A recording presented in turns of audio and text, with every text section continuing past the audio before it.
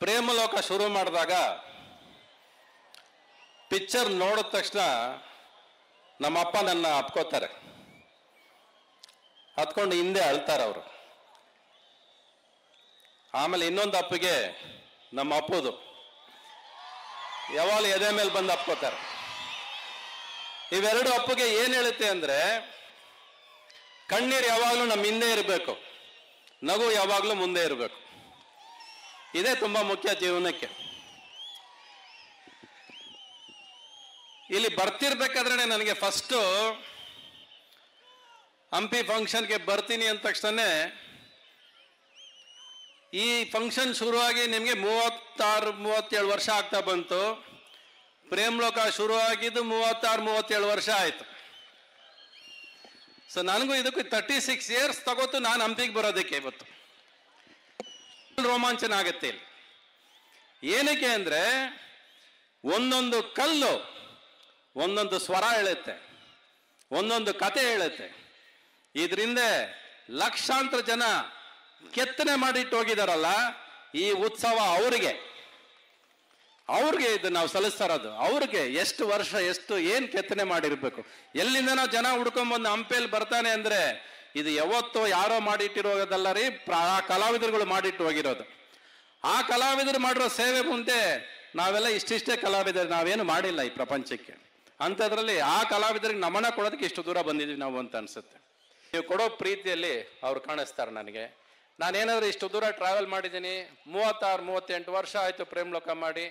ಆದರೂ ಒಂದು ಸಿನಿಮಾ ಇವತ್ತುವರೆಗೂ ಮೆಲುಕಾಕತ್ತೆ ಅಂದರೆ, ನಾವು ಮಾಡೋ ಒಂದು ಒಳ್ಳೆಯ ಕೆಲಸ ಎಷ್ಟು ವರ್ಷ ಬೇಕಾದರೂ ನಮ್ಮನ್ನು ಬದುಕಿಸುತ್ತೆ ಅನ್ನೋದಕ್ಕೆ ಆ ಪ್ರೇಮಲೋಕನೇ ಸಾಕ್ಷಿ. ಅದಕ್ಕೆ ನಾನಿಲ್ಲಿ ಆನೆ ನೋಡಿದೆ. ನಾನು ಇಲ್ಲಿ ಆನೆ ನೋಡಿದ ತಕ್ಷಣ ನೆನಪಾಗೋಯ್ತು, ನಾನು ಮೊದಲನೇ ಪಿಕ್ಚರ್ ಖರ್ಚು ಮಾಡಿದಾಗ ಕನ್ನಡ ಇಂಡಸ್ಟ್ರಿಯಲ್ಲಿ 10 ಲಕ್ಷ ರೂಪಾಯಿಗೆ ಒಂದು ಸಿನಿಮಾ ಮಾಡೋರು.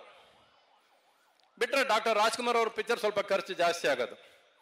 ನಾನು ಅವತ್ತಿಗೆ 1.25 ಕೋಟಿ ಖರ್ಚು ಮಾಡಿದ್ದೆ. ನಾನು ನಮ್ಮಪ್ಪ ಬೆಡ್ರೂಮ್ ಕರೆದು, ಇವನೊಬ್ಬ ವೈಟ್ ಎಲಿಫೆಂಟ್, ಇವನು ಇಟ್ಕೊಂಡು ಸಿನಿಮಾ ಮಾಡೋಕ್ಕಾಗತ್ತಾ, ಇವನು ಮಾಡೋ ದುಡ್ಡು ಬರೋದೇ ಇಲ್ಲ ಅಂದರು. ನನಗೆ ದುಡ್ಡು ಗೊತ್ತಿಲ್ಲ, ಇವತ್ತಿಗೂ ಗೊತ್ತಿಲ್ಲ. ಬದುಕಕ್ಕೆ ದುಡ್ಡು ಬೇಕು ಅನ್ನೋದೇ ಗೊತ್ತಿರಲಿಲ್ಲ ನನಗೆ. ನಮ್ಮಪ್ಪ ಹಂಗೆ ಸಾಕಿದ್ರು ನನಗೆ. ಬಟ್ ಆ ಪಿಕ್ಚರ್ ಅವತ್ತು 1.25 ಕೋಟಿ ಅಲ್ಲ ರೀ, ಅದನ್ನೆಲ್ಲೋ ದಾಟ್ಕೊಂಡು ಕರ್ಕೊಂಡು ಹೋಯ್ತದು. ಅದು ನೀವೇ ಕಾರಣ. ಸೊ ಈ ಥರ ಒಂದೊಂದು ಮೆಟ್ಲು ಹತ್ತಬೇಕಾದ್ರೆ ಪ್ರತಿ ಸಾರಿ ಎಲ್ಲರೂ ಹೇಳ್ತಾರೆ ನಿಮ್ಮ ಗೆಲುವು ಏನು ಅಂತ. ನನ್ನ ಗೆಲುವು ನನ್ನ ಹತ್ರ ಇಲ್ಲವೇ ಇಲ್ಲ ರೀ. ಅದು ನನ್ನ ಗೆಲುವು, ನನ್ನ ಸೋಲು ಅದು ನಿಮ್ಮ ಕೈಲಿದೆ, ಅದು ನಿಮಗೆ ಬಿಟ್ಟಿದ್ದು. ಮೊನ್ನೆ ನಮ್ಮ ಶೋಲಿ ನಮ್ಮ ಅರುಣ್ ಸಾಗರ್ ಹೇಳ್ತಾರೆ, ಒಂದು ಶೋಲಿ, ನಮ್ಮ ಯಜಮಾನ್ರು ಸೋಲ್ತಾರೆ ಅವಾಗ ಗೆಲ್ತಾರೆ ನೋಡಲ್ವಾ ನೀವು ಅಂತ ಹೇಳಿದ್ರು.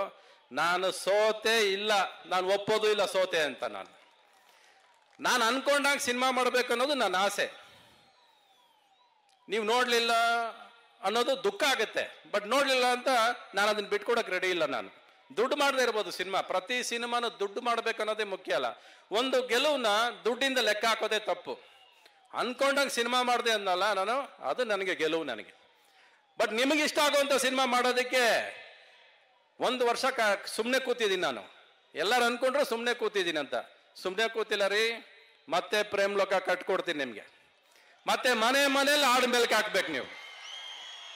ನಾನು ಪ್ರೇಮಲೋಕ ಮಾಡಬೇಕಾದ್ರೆ ಚೆನ್ನೈಯಲ್ಲಿ ನಮ್ಮದು ರೆಕಾರ್ಡಿಂಗ್ ಮಾಡಬೇಕಾದ್ರೆ ಇಡೀ ಚೆನ್ನೈಯಲ್ಲಿರೋ ಅಷ್ಟು ಜನ ಆರ್ಕೆಸ್ಟ್ರಾ ಬಾರಿಸೋರು, ವೈಲೆನ್ಸಿಂದ ಹಿಡಿದು ಎಲ್ಲ ನನ್ನ ಸ್ಟುಡಿಯೋ ಒಳಗಿರೋರು, 150 ಜನ ಮ್ಯೂಸಿಕ್ ಬಾರಿಸಿದ್ದ ಇವತ್ತವರೆಗೂ ನೀವು ಮೆಲ್ಕಾಗ್ತಾ ಇದ್ದೀರಾ ಅಂದರೆ, ಇವತ್ತು ಆ 150 ಜನ ನಾನು ಬಾರಿಸಿದ್ದು ವೈಲೆನ್ಸು. ಆದರೆ ನೀವಿವತ್ತು ಕೇಳ್ತಿರೋದು ವೈಲೆನ್ಸು. ನೀವೆಲ್ಲ ಗನ್ ಬೇಕು ಇವತ್ತು ನಿಮಗೆ. ನಾನು ರಾಗದಲ್ಲೇ ಹೊಡ್ಕೊಂಬಂದವನು. ನಾನು ಯಾವತ್ತು ಶೂಟ್ ಮಾಡ್ಕೊಂಬಂದವನು ಅಲ್ವೇ ಅಲ್ಲ. ನಾನು ಮನಸ್ಸುಗಳಿಗೆ ಏನು ಮಾಡಿದವನು. ಆದರೆ ಇವತ್ತೆಲ್ಲ ಬೇರೆ ಕಡೆ ಗುರಿ ಇಟ್ಟವ್ರು ಎಲ್ಲರೂ. ನಾನು ಮತ್ತೆ 150 ವೈಲೆನ್ಸ್ ಸಮೇತನೇ ಸಿನಿಮಾ ಮಾಡ್ಕೊಂಡು ಬರ್ತೀನಿ ಹೊರತು ಈ ಗನ್ ಇಟ್ಕೊಂಡು ಬರೋದಿಲ್ಲ ನಾನು. ಅದೇ ಮಾಡೋದು. ಪ್ರೀತಿ ಒಂದೇ. ಒಂದೊಂದು ಕಾರ್ ಹೊರಡ್ಬೇಕಾದ್ರೆ ನಮ್ಮ ಡ್ರೈವರ್ಗಳು ಯಾರು ಕರ್ಕೊಂಬರೋರು ಹೇಳ್ತಾರೆ, ಅಣ್ಣ ನೀವು ಮಾಡಿಲ್ಲದೆ ನಮ್ಮ ಗಾಡಿನೇ ಸ್ಟಾರ್ಟ್ ಆಗೋದಿಲ್ಲ ಅಂತಾರೆ. ಅದೇ ನಂದು ಒಂದೇ ಹಾಡಿರೋದು, ಹುಟ್ಟದಾಗಿಂದ ಮಿಡ್ ನೈಟ್ ಮಸಾಲಾವರೆಗೂ ಇರೋದು ನನ್ನ ಒಂದೇ ಹಾಡು ಅಲ್ವಾ. ಕಾರ್ ಸ್ಟಾರ್ಟ್ ಆದರೆ ಊರು ಸೇರೋರ್ಗು ನನ್ನ ಒಂದು ಹಾಡು ಸಾಕು. ಒಂದಲ್ಲ ಒಂದು ಹಾಡು ಬರ್ತಾನೆ ಇರುತ್ತೆ. ಯಾವ ಹಬ್ಬ ಬೇಕೋ ಹಾಡಿದೆ. ಮಗು ಹುಟ್ಟಿಸಿದಕ್ಕೆ ಹಬ್ಬ ಇದೆ, ರಾತ್ರಿ ಫಸ್ಟ್ ನೈಟ್ಗೂ ಹಾಡಿದೆ. ತಂದೆ ತಾಯಿ ಬಗ್ಗೆನೂ ಆಡಿದೆ, ಇನ್ನೇನ್ ಬೇಕು ನಿಮಗೆ ಅಲ್ವಾ? ಸೊ ಈ ಜರ್ನಿ ಬಂದ್ಬಿಟ್ಟು ಸುಮ್ಮನೆ ಇಲ್ಲ. ಪ್ರತಿ ಒಂದು ಸ್ಥಾನಕ್ಕೂ ಕಾಲಿಟ್ಟಾಗ, ಒಂದು ಊರಿಗೆ ಬಂದಾಗ, ಆ ಊರಿನ ಮಣ್ಣು ಸೋಕಿದಾಗ ಮೈಗೆ ಒಂದು ರೋಮಾಂಚನ ಆಗುತ್ತೆ. ಅದು ಈ ಊರು ಸುಮ್ಮನೆ ಆಗಿಲ್ಲ, ಇದು ಹಂಪಿ ಅನ್ನೋದು ಸುಮ್ಮನೆ ಅಲ್ಲ. ಸಾಕಷ್ಟು ಜನ ಈ ಹೆಸರು ಬರೋದಕ್ಕೆ, ಹಂಪಿ ಅನ್ನೋ ಒಂದು ಹೆಸರು ಬರೋದಕ್ಕೆ ಸಾಕಷ್ಟು ಜನ ದುಡಿದಿದ್ದಾರೆ, ಸಾಕಷ್ಟು ಜನ ಕಲ್ಲನ್ನ ಕೆತ್ತಿದ್ದಾರೆ. ಆ ಕಲಾವಿದರಿಗೆ ಇವತ್ತು ಈ ಸಮಾರಂಭ ಇವೆಲ್ಲ ಮಾಡ್ತಿರೋದು ಅದೇ.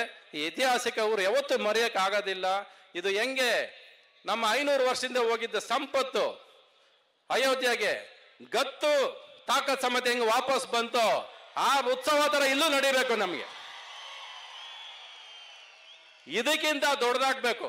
ಒಂದು ಮೈಸೂರಲ್ಲಿ ದಸರಾ ಅಂತೀವಿ, ಇನ್ನು ಹಂಪಿಯಲ್ಲಿ ಹಂಪಿ ಉತ್ಸವ ಅಂತ ಆಗ್ಬೇಕು. ನಾವು ಪ್ರತಿ ವರ್ಷ ಇದು ದೊಡ್ಡದಾಗ್ತಾ ಹೋಗ್ಬೇಕೆ ಹೊರತು ಕಡಿಮೆ ಮಾಡೋದಕ್ಕೆ ಸಾಧ್ಯ ಇಲ್ಲ. ಇದು 36 ವರ್ಷದ ಹಿಂದೆ ನಮ್ಮ MP ಪ್ರಕಾಶ್ ಅವ್ರ ಮಗಳು ಹೇಳ್ತಾ ಇದ್ರು ಇವಾಗ, ಅಣ್ಣ ನಾವು ನಿಮ್ಮ ಪಿಕ್ಚರು ಮದುವೆ ಮಾಡಿಕೊಂಡು ನಾವು ಪ್ರೇಮ್ಲೋಕ ನೋಡಕ್ ಹೋದ್ವಿ ಅಂತ. 36 ವರ್ಷ ಆದ್ರೂ ಪ್ರೇಮ್ಲೋಕ ಮರೆಯಕ್ಕಾಗಲ್ಲ ಜನದ ಕೈಲಿ ಅಂದ್ರೆ ಇನ್ನೇನ್ರಿ ಸಾಧಿಸೋದು ನಾನು ಅಲ್ವಾ? ಒಟ್ಟಿನಲ್ಲಿ ನನ್ನನ್ನ ಜಮೀರ್ ಅಹಮದ್ ಅವರು, ದಿವಾಕರ್ ಅವರು, ಆನಂದ್ ಸಿಂಗ್ ಅವರು, ಇನ್ನು ತುಂಬಾ ಜನ ಇದ್ರ ಎಲ್ಲರ ಹೆಸರು ಹೇಳಕ್ಕಾಗಲ್ಲ. ನನ್ನನ್ನ ಇಲ್ಲಿ ಕರೆಸಿರೋದಕ್ಕೆ, ನಿಮ್ಮನ್ನ ಭೇಟಿ ಮಾಡೋದಕ್ಕೆ, ಇಲ್ಲಿಂದ ಹೋಗ್ತಾ ಒಂದು ಮಾತು ಕೊಟ್ಟು ಹೋಗ್ತೀನಿ.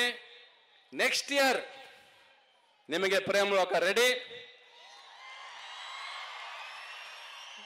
ಧೈರ್ಯವಾಗಿ ಬಂದು ನಿಂತ್ಕೋತೀನಿ.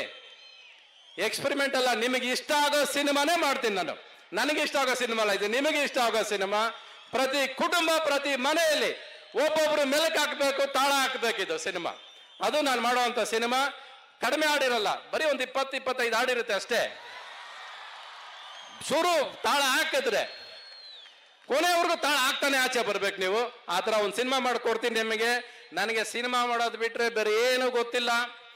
ನನ್ನನ್ನು ಇಲ್ಲಿ ಬಂದಾಗ ಜಮೀರ್ ಅಹಮದ್ ಆಗ್ಲಿ, ನಮ್ಮ ಆನಂದ್ ಸಿಂಗ್ ಅವರಾಗ್ಲಿ, ದಿವಾಕರ್ ಅವರಾಗ್ಲಿ, ಯಾರು ಎಲ್ಲೂ ನಮ್ಗೆ ಸಿಕ್ಕಿರಲ್ಲ. ಆದ್ರೆ ನಮ್ಮ ನೋಡಿದ ತಕ್ಷಣ ಪರಿಚಯ ಇರೋರು ಇವರು, ನಮ್ಮ ಸಂಬಂಧಿಕರು ಇವರು, ನಮ್ಮ ಜೊತೆ ಇರೋರು ಇವರು ಅಂತ ಕರೀತಾರಲ್ಲ ನಮ್ಮನ್ನ, ಅಷ್ಟೇ ಸಾಕು. ಇವಾಗ ನಿಮ್ಗೂ ನನ್ನ ಪರಿಚಯ ಇಲ್ವಾ? ನಿಮ್ ಜೊತೆಲಿ ಹುಟ್ಟದೇ ಇರ್ಬೋದು, ಬಟ್ ಪರದೆಯಲ್ಲಿ ನಿಮ್ ಜೊತೆಲೇ ಇದ್ದೀನಿ ನಾನು. ಅದು ತುಂಬಾ ಮುಖ್ಯ. ಈ ಸ್ನೇಹ, ಈ ಪ್ರೀತಿ ನನ್ನ ಮೇಲೆ ಹೀಗೆ ಇರಲಿ. ನಾನು ಎಷ್ಟು ದುಡ್ಡು ಹೋಗ್ಲಿ, ದುಡ್ಡು ಬರಲಿ, ಸಿನಿಮಾ ಬಿಟ್ರೆ ಬೇರೆ ಏನು ಮಾಡಕ್ ಬರೋದು ಇಲ್ಲ, ಬೇರೆ ಮಾಡೋದು ಇಲ್ಲ ಇಂತ ಹೇಳ್ತಾ, ಈ ಜಮೀರ್ ಅಹಮದ್ ಅವರು ಯಾವಾಗಲೂ ಒಂದು ತಲೆಯಲ್ಲಿ ಇಟ್ಕೊಳ್ರಿ. ಅವ್ರು ಮಾತಾಡೋದು ಕೇಳಿಸಿದಿರಲ್ಲ ನಿಮ್ಗೆ, ತದ್ಕ ಪುದ್ಕ ಅಂತ ಮಾತಾಡ್ತಾರೆ ಅಲ್ವಾ? ಬಟ್ ಆದ್ರೆ ಅವ್ರು ಹೇಳೋದನ್ನ ಒಪ್ಪಿಸ್ತಾರೆ. ಏನ್ ಹೇಳ್ಬೇಕು ಅಂತಿದಾರೋ ಅದನ್ನ ಪಟ್ ಅಂತ ಬಿಡ್ತಾರೆ ಅವರು. ಸೊ ಭಾಷೆ ಎಲ್ಲ ಮುಖ್ಯ, ನಾನು ಹೇಳಿದ್ದು ಮುಖ್ಯ, ನಾನು ಹೇಳ್ಬೇಕಾಗಿದ್ದು ಮುಖ್ಯ. ನನಗೆ ಭಾಷೆ ಬರಲಿಲ್ಲ ಅಂತ ಒಳಗಿಟ್ಕೊಳ್ಳಿಲ್ಲ ಅವರು. ಮನಸ್ಫೂರ್ತಿ ಮಾಡ್ತಾರೆ, ಮನಸ್ಫೂರ್ತಿಯಿಂದ ಕೆಲಸ ಮಾಡ್ತಾರೆ. ಎಲ್ಲಿ ಸಿಕ್ಕಿದ್ರು, ಯಾವಾಗ ಸಿಕ್ಕಿದ್ರು ಇದೇ ತರ ನಗ್ತಾರೆ. ಒಳ್ಳೆ ಗುಣ ಇದೆ. ಈ ಗುಣ ಹೀಗೆ ಇರಲಿ ಸರ್ ನಿಮ್ದು. ಸರ್ ನಿಮ್ ಬಗ್ಗೆ ಮಾತಾಡ್ತಾರೆ, ಪೇಪರ್ ಓದ್ಕೊಂಡು ಟೈಮ್ ವೇಸ್ಟ್ ಮಾಡ್ತಿರಲ್ರಿ ನೀವು. ವೇಸ್ಟ್ ಆಯ್ತಲ್ರಿ ಭಾಷಣ ಮಾಡಿದ್ದು. ನೋಡಿ ಅವ್ರ ಬಗ್ಗೆ ಮಾತಾಡ್ರಿ, ಹಿಂಗೆ ನಮ್ಮ ಮಾತುಗಳು ಬೆಲೆ ಇಲ್ಲ ಅಲ್ವಾ? ಕೇಳಿಸ್ಕೊಂಡ್ರಾ? ಓಕೆ ಆಯ್ತು, ಚಲೋ ನಾವು ಮಾಡ್ತೀವಿ. ಓಕೆ ಚಲೋ, ಎಲ್ಲ ಖುಷಿ ಆಯ್ತು ನಿಮ್ಮನ್ನು ನೋಡಿದ್ದು. ಮತ್ತೆ ಪ್ರೇಮ್ಲೋಕ ಬಂದಾಗ ಮತ್ತೆ ನೆಕ್ಸ್ಟ್ ಉತ್ಸವಕ್ಕೆ ಬಂದು ನಿಮ್ಮನ್ನು ಭೇಟಿ ಮಾಡ್ತೀನಿ ನಾನು. ಅಪ್ಪ ಪ್ರೇಮಲೋಕ ಮತ್ತೊಮ್ಮೆ ಬರ್ತಾ ಇದೆ. ಒಂದು ವರ್ಷದಲ್ಲಿ ನಾವಂತೂ ಕಾದಿರ್ತೀವಪ್ಪ. ಇದಕ್ಕೋಸ್ಕರ ನಾವು ಅವ್ರನ್ನ ಕ್ರೇಜಿ ಸ್ಟಾರ್ ಅಂತ ಹೆಸರಿಟ್ಟಿರೋದು. ಸೊ ಮುಂದೆ ಹೋಗೋಣ. ಈಗ ಅದ್ಭುತವಾದ